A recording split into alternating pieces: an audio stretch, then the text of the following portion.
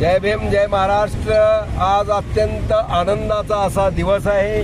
मी निवडणूक निर्णय अधिकारी धाराशिव उस्मानाबाद यांचं अभिनंदन करतो, आभार मानतो। त्यांनी कायद्याने काम केला। कुठल्याही कशाला निवडणूक अधिकाऱ्यावर प्रेशर येऊ शकत नसतंय, पण कायद्याने काम करत असताना या ठिकाणी आमच्या पूर्वाश्रमीचे काही सहकारी डायरेक्ट नाव घेतो ओमराजे निंबाळकर, त्यांचे भाऊ ठाण मांडून वकील घेऊन बसले।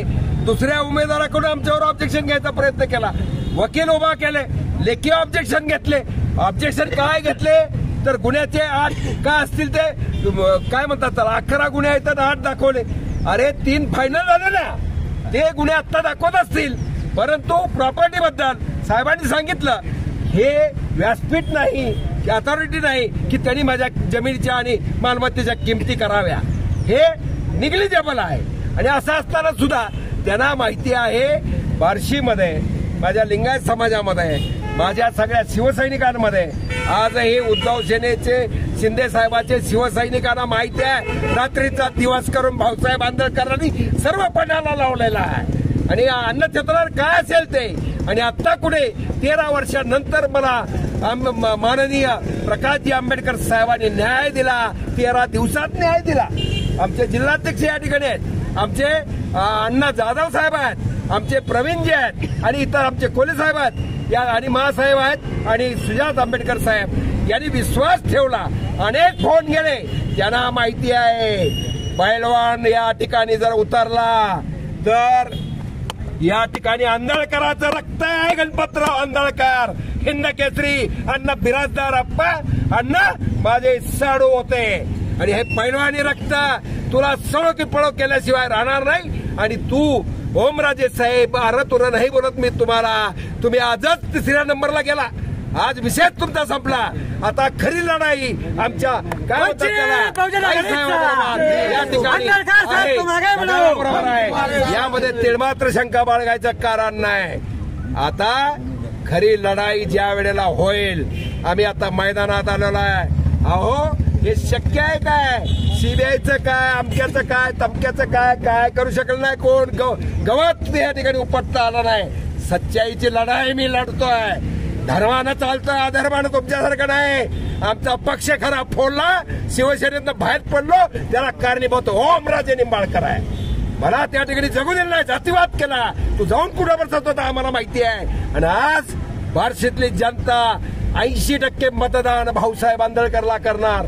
माझा हा दलित बांधव किंवा सगळे वंचित आघाडीतले सगळा घटक MIM या ठिकाणी आहे, या ठिकाणी मला काय हे मतदान देणार। त्याचप्रमाणे माझा लिंगायत बांधव 48 मतदारसंघामध्ये या महायुतीच्या या सरकारला एक जागा वाण्याला सोडती आली नाही का? जातीवाद करत नाही मी। लिंगायत वाणी दिसला नाही का? लिंगायत वाण्याचा वापर केला जातो का? लिंगायत वाणी या ठिकाणी 5.5 लाख मतदार आहे, तुम्ही का उघडला?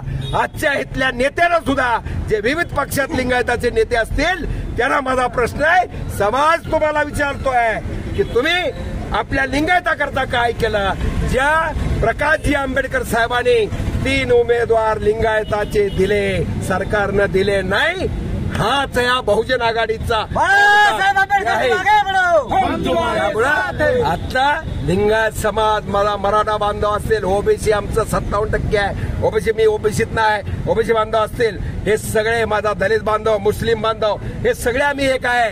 आता हे प्रस्थापिताचे धाबेदार आणलेले आहेत, प्रस्थापिताला आता सळो की पळो करून सोडणार आहे। माझा प्रतिस्पर्धी ओमराजे राहिलाच नाही। लोकांना वाटतंय गोगल गाय आणि पोटात पाय अशी अवस्था आहे त्या माणसाची।